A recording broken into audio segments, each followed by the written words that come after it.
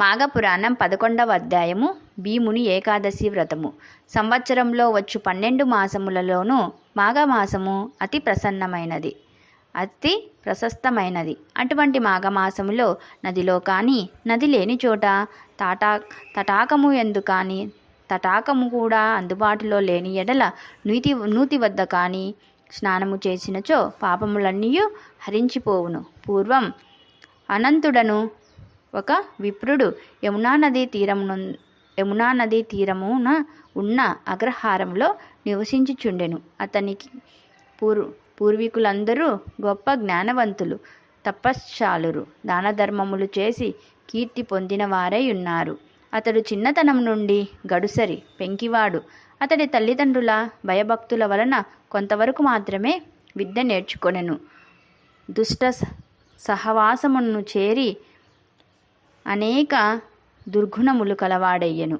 మద్య మాంసములు సేవించి కన్న బిడ్డలను కూడా అమ్ముకొనుచుండెను. అలా సంపాదించి ధనవంతుడయ్యను. కొంతకాలానికి వృద్ధుడయ్యను. తనకున్న ధనమును తాను తినడు, ఇతరులకు పెట్టడు. ఒకనాటి రాత్రి పరుండుపోవునప్పుడు ఇట్లు ఆలోచించును, అయ్యా, నేనింతటి పాపాత్ముడైన తిని ధనము శరీర బలము ఉన్నందున మనోగర్వముతో జీవితాంతము ముక్తినిచ్చే పుణ్యకార్యము ఒకటి కూడా చేయలేకపోయాను కదా అని పశ్చాత్తాపం నొందుతూ నిద్రపోయాను. అన్ని రోజులు ఒకే విధముగా ఉండవు కదా. ఆనాటి రాత్రి కొందరు చోరులు అతని ఇంటిలో ప్రవేశించి ధనము బంగారము ఎత్తుకొని పోయిరి. అనంతుడు నిద్ర నుండి లేచి చూడగా అతని సంపదలంతా అపహరింపబడినది. అన్యాయముగా ఆర్జించిన ధనము అన్యాక్రాతము అయ్యనని రోదన చేశాడు. ఆ సమయమున పెద్దల నీతుల జ్ఞప్తికి వచ్చినవి. తాను చేసిన పాపములకు ప్రాయశ్చిత్తము కోరసాగాను. ఆ సమయమునే మాఘమాసము నడుచునందున యమునా నదికి వెళ్ళి స్నానమాడెను. అందువలన అతనికి మాఘమాస నది స్నాన ఫలము దక్కెను. నదిలో మునిగి తడి బట్టలతో ఒడ్డునకు వచ్చెను. చలికి గడగడ వణికి బిర్ర బిగిసిపోవచ్చు నారాయణ అని ప్రాణములు విడిచాడు. ఆ ఒక్క దినమైనను నదిలో స్నానము చేయుట వలన అతడు చేసియున్న పాపములన్నీ నశించిపోయి వైకుంఠవాసుడయ్యను అని వశిష్ఠుడు తెలియజేసెను. పాండవులలో ద్వితీయుడు భీముడు. అతడు మహాబలుడు, భోజనప్రియుడు, ఆకలికి ఏమాత్రము ఆగలేనివాడు. బండెడన్నమునైనా చాలదు. అటువంటి భీమునకు ఏకాదశి వ్రతము చేయవలసి అని కుతూహలము పుట్టినది. కానీ ఒక విషయంలో బెంగతో ఉండెను. అదేమందున ఏకాదశి నాడు భోజనం చేయకూడదు కదా, భోజనం చేసినతో ఫలము దక్కదు కదా అని విచారించి తన పురోహితుని కడకు పోయి, ఓయి పురోహితుడా, అన్ని దినముల కంటే ఏకాదశి పరమ పుణ్యదినమని అనెదురు కదా, దాని విశిష్టత ఏమి అని భీముడు అడిగెను. అందుకు పాండవ పురోహితుడు దామ్యుడు, అవును భీమసేన, ఆ రోజు అన్ని దినముల కంటేను ప్రశస్తమైనది, శ్రీ మహావిష్ణువునకు ప్రీతికరమైనది కనుక అన్ని జాతుల వారును ఏకాదశి వ్రతము చేయవచ్చును అని పలికెను. సరే, నేను అటులనే చేయుదును. కానీ విప్రోత్తమ, నేను భోజన ప్రియుడునన్న సంగతి జగద్వితయమే కదా. ఒక గడియ ఆలస్యమైనను నేను ఆకలికి తాళజాలను. కనుక ఏకాదశి నాడు ఉపవాసము ఉండుట ఎటులాయని విచారించుచున్నాను. ఉపవాసమున్న దినమునే ప్రతిఫలము దక్కులాగున నాకు సలహా నీయుము అని భీముడు పలికెను.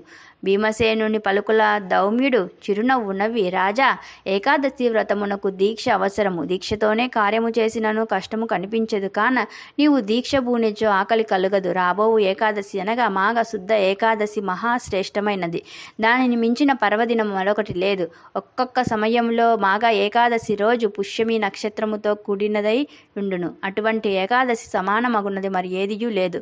సంవత్సరం నందు వచ్చు 24 ఏకాదశులలో మాఘ శుద్ధ ఏకాదశి మహాపర్వదినమునుగాన ఆ దినము ఏకాదశి వ్రతము చేసిన గొప్ప ఫలితము కలుగును. ఇందు ఏమాత్రము సంశయము లేదు. కాన ఓ భీమసేన, నీవు తప్పక మాఘశుద్ధ ఏకాదశి వ్రతము ఆచరింపుము. ఆకలి గురించి దిగులు పడకుము. దీక్షతో ఉన్న ఎడల ఆకలి ఏమాత్రము కలగదు. నియమము తప్పకూడదు అని వివరించెను. దౌమ్యుని వలన తన సంశయమును తీరినట్లు భీముడు మాఘశుద్ధ ఏకాదశి నాడు అతి నిష్ఠతో వ్రతము చేసి ఉపవాసం ఉండెను. అందులకే మాఘశుద్ధ ఏకాదశిని భీమ ఏకాదశి అని పిలుతురు. అంతేగాక ఓ దిలీప మహారాజా, పరమేశ్వరునకు అత్యంత ప్రీతికరమగు శివరాత్రి కూడా మాఘమాసం నందే వచ్చును.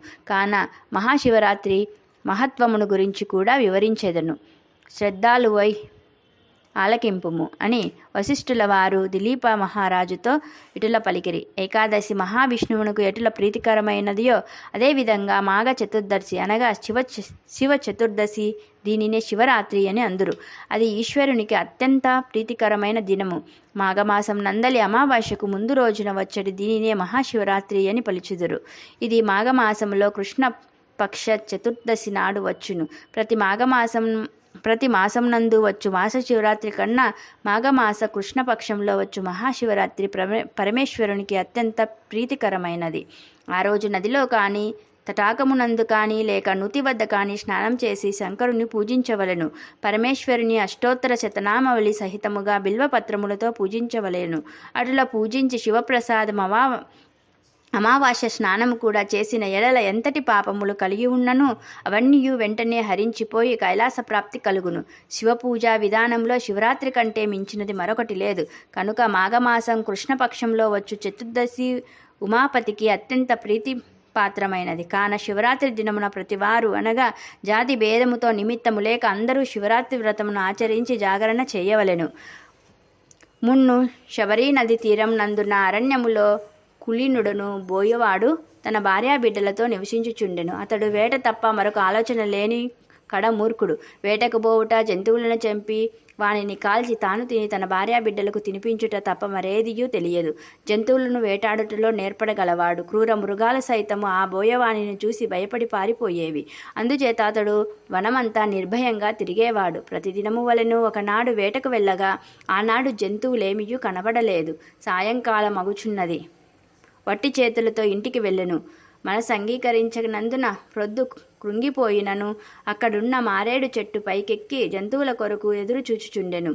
తెల్లవారుతున్న కొలది చలి ఎక్కువై మంచు కురుస్తున్నందున కొమ్మలను దగ్గరకు లాగి వాటితో తన శరీరాన్ని కప్పుకొనిచుండెను. ఆ కొమ్మలకున్న ఎండటాకులు రాలి చెట్టు కింద ఉన్న శివలింగం మీద పడినవి. ఆ రోజు మహాశివరాత్రి. అందులో బోయవాడు పగలంతా తిండి తినక రాత్రంతా జాగరణతో ఉన్నాడు. తనకు తెలియకపోయినను మారేడు పత్రములు శివలింగంపై పడినవి. ఇంకేమున్నది, శివరాత్రి మహిమ బోయవానికి సంప్రాప్తించెను. మాఘమాసంలో కృష్ణపక్ష చతుర్దశి రాత్రి అంతయు జాగరణ, పైకి శివలింగంపై బిల్వపత్రములు పడుట, తిండి లేక ఉపవాసముంట, ఇవన్నీ ఆ బోయవానికి మేలు చేసినవి.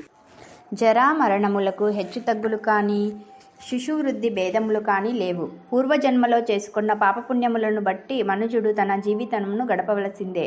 మరికొన్ని సంవత్సరములకు ఆ బోయవానికి వృద్ధాప్యము కలిగి మరణము ఆసన్నమై ప్రాణాలు విడిచెను. వెంటనే యమభటులు వచ్చి వాని ప్రాణములు తీసుకొని పోవుచుండగా కైలాసం నుండి శివదూతలు వచ్చి యమదూతల చేతిలోనున్న బోయవాణిని జీవాత్మను తీసుకొని శివుని దగ్గరకు వెళ్ళిపోయిరి.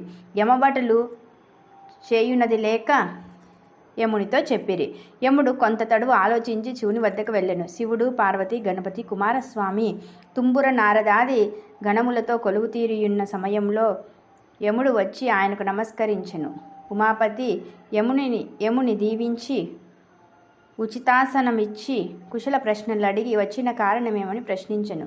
అంతట యముడు, మహేష, చాలా దినములకు మీ దర్శన భాగ్యము కలిగినందుకు మిక్కిలి ఆనందించుచున్నాను.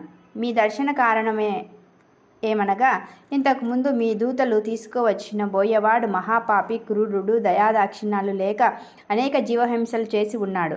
ఒక దినమున అనగా మహాశివరాత్రి నాడు తాను యాదృచ్ఛికంగా జంతువులు దొరకనందున తిండి తినలేదు. జంతువులను వేటాడుటకు ఆ రాత్రి అంతయు మెలకువగా ఉన్నాడే కానీ చిత్తశుద్ధితో తాను శివలింగమును పూజించలేదు. కనుక అతనికి కైలాసమునకు తీసుకువచ్చుట భావ్యమా? అంత మాత్రమున అతనికి కైవల్యము దొరుకునా అని యముడు విన్నవించుకున్నాడు. యమధర్మరాజా, నాకు ప్రీతికరమగు మహాశివరాత్రి పర్వదినమున బిల్వపత్రములు నాపై వేసి తిండి లేక జాగరణతోనున్న ఈ బోయవాడు కూడా పాప విముక్తుడు కాగలడు. ఈ బోయవానికి కూడా ఆ వ్రత ఫలము దక్కవలసినదే గనుక ఈ బోయవాడు పాపాత్ముడైనను ఆనాటి శివరాత్రి మహిమ వలన నా సాయుధ్యమును ప్రాప్తమైనది అని పరమేశ్వరుడు యమునికి వివరించెను. 11వ అధ్యాయం సంపూర్ణం.